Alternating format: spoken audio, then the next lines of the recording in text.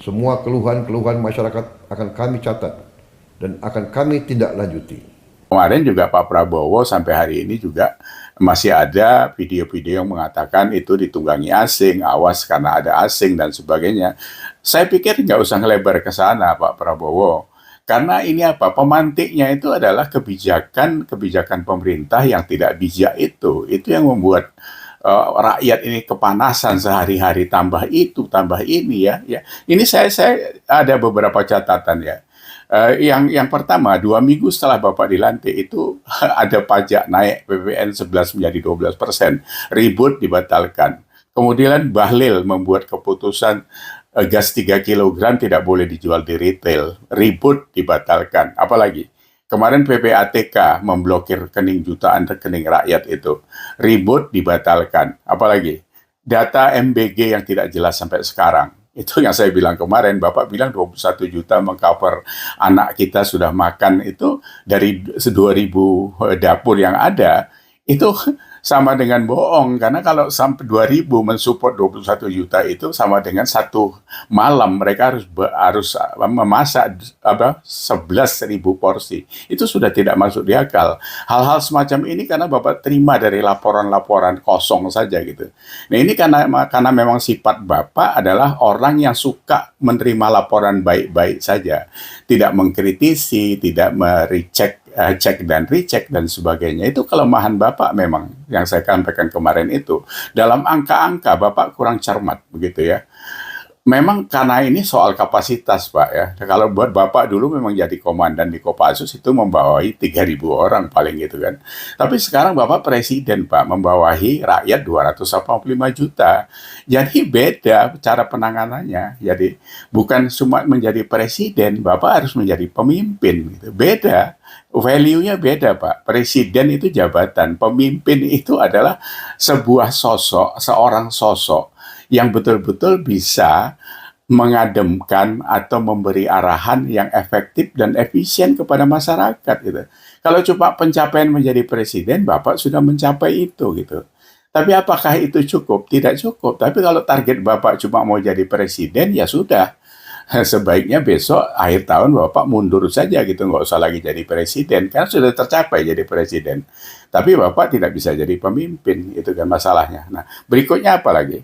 Laporan penurunan kemiskinan, pengangguran, semuanya bullshit, ya kan?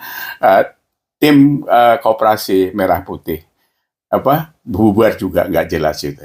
Terus apa? Koalisi Merah Putih katanya bekerja luar biasa. Apa yang luar biasa? Oh, yang luar biasa itu cuma mulutnya saja kan?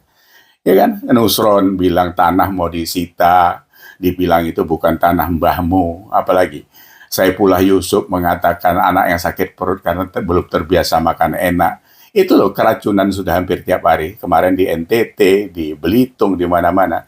Yang kayak gitu tuh kan kalian harus aware ya kan.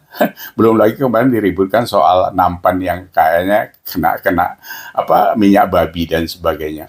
Sebenarnya itu kan ada food grade yang bisa diukur. Dia 304 atau 202 gitu kalau di stainless steel itu. Harusnya dari dulu kita tahu kita punya kemampuan membuat itu dalam negeri. Tiba-tiba diimpor dari Cina. Ini kan soal proyek yang duitnya triliunan itu kan. Jadi Bapak kecolongan terus ya. Apalagi PBB di beberapa daerah naik ratusan ribuan persen. Anggaran hotel pejabat itu diekspos semua menjadi 9,3 juta per malam. Katanya efisiensi. Bu Sri Mulyani ini sebagai seorang Menkyu itu menjadi kayak kayak lepas kendali sekarang ya. Jadi anggaran mobil dinas yang kemarin itu untuk eselon 1 dari 800 juta menjadi 900 juta. Jadi semuanya itu dibaca oleh rakyat karena sekarang ini bukan zaman Orde Baru yang semua pintu komunikasi bisa ditutup. Sekarang ini, Pak, ini zaman medsos terbuka, ya. Ya, jadi Pak Prabowo ya, ah, memang dalam kancah perpolitikan Bapak kembali ke Indonesia itu dengan kekuatan uang membuat partai. Bapak membeli orang-orang yang loyal kepada Bapak karena Bapak punya duit.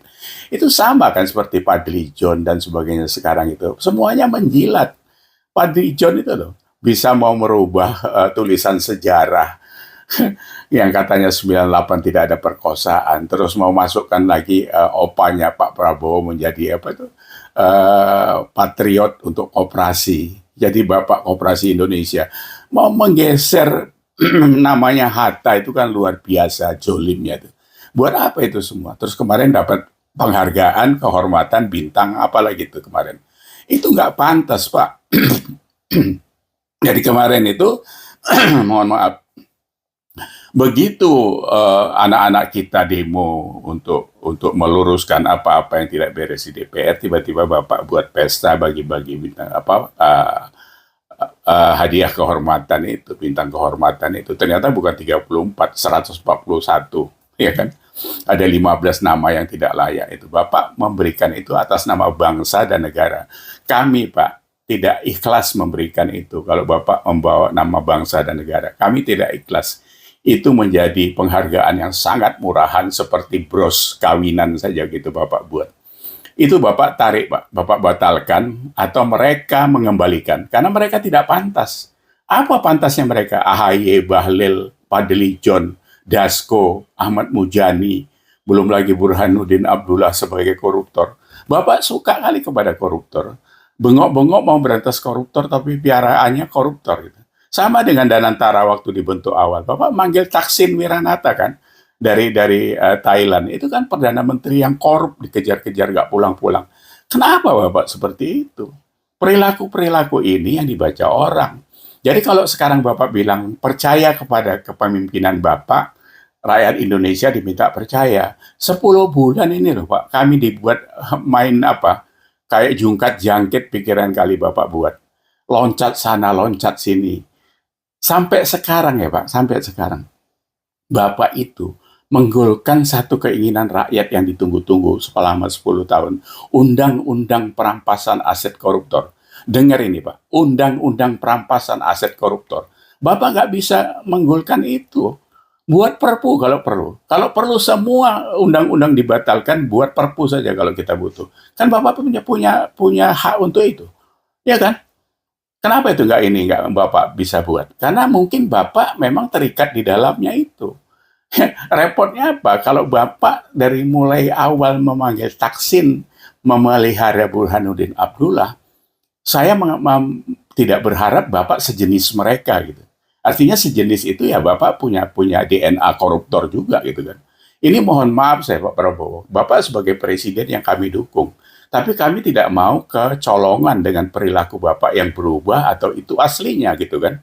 Karena apa? Kalau ini sampai dibiarkan membawa resiko besar untuk bangsa ini. Bapak ini sekarang masuk masa transisi, transformasi untuk persiapan anak muda menggantikan Bapak di 2029. Indonesia ini butuh kelangsungan Pak yang dipimpin anak muda. Bapak kan sudah tua, nanti 78, nggak mungkin lagi sudahlah. Kesehatannya dan sebagainya tidak mumpuni lagi. Jadi Bapak siap-siap untuk menyiapkan saja tongkat estafet. Jangan berharap lagi kalau itu mau dilanjutkan menjadi 2 periode. Ketuaan Pak. Ya. Nah, anggaran DPR ini kawan-kawan yang harus kita selesaikan. Karena apa? Anggaran 9,1 triliun itu kalau kita compare dengan apa yang pernah disampaikan Krisdayanti yang waktu itu Pak Mahfud bilang ya memang pendapatan DPR itu 2 miliar 1 bulan. Kalau sekarang saya lihat itu kebutuhannya itu kira-kira apa? Anggaran itu mengcover 1,3 miliar. Kita bandingkan dengan polisi yang 20 juta setahun per kepala, ASN 20 juta setahun per kepala, TNI 27 juta per tahun per kepala. Apa per bulan maksudnya. Sementara DPR betul 43 kalinya. Apa yang mereka buat sama kita? Mulutnya kotor seperti itu. Ini pemantiknya kan mereka juga. Uya Kuya, Sahroni, Eko Patrio, itu bajingan-bajingan tengik yang sok sekarang udah kaya itu, terus kita dihina-hina seperti itu. Ini tidak efektif buat kita bernegara ya. Jadi saya pikir Pak Prabowo harus siap-siap tuh. Kalau perlu Bapak berdialog dengan kami. Bapak undang kami ke istana atau ke warung kopi mana, mari kita santai minum kopi. Biar kami kasih masukan Bapak. Kumpulkan Bapak punya menteri, wamen dan sebagainya itu. Biar kami kasih tahu, karena kami yang di bawah ini yang tahu Pak. Biar saya mewakili, karena apa? TikTok saya, Pak, 24 jam, 48 jam, itu sudah ada 2,5 juta viewer yang mengomentari apa yang saya upload di situ tentang Bapak dan kondisi di pemerintahan dan DPR itu. Mari kita ketemu. Biar saya bawa teman 5-10 orang untuk berdialog dengan Bapak. Nggak usah merasa dizolimi atau merasa digurui. Kita tukar pikiran saja. Karena belum tentu juga kami benar, belum tentu juga semua pikiran Bapak benar. Ya kan? Mari, karena kita ngurus negara ini, Pak, bukan ngurus warung kopi, ya. Jadi sekali lagi, Bapak Presiden, Pak, bukan ngurusin warung kopi, ya. Mari kita ketemu kapan kami diundang. Nggak usah mikirin ongkosnya, Pak. Saya berangkat sendiri, ya. Kami tunggu undangan Bapak. Terima kasih. Assalamualaikum. Aspirasi yang sah silahkan untuk disampaikan.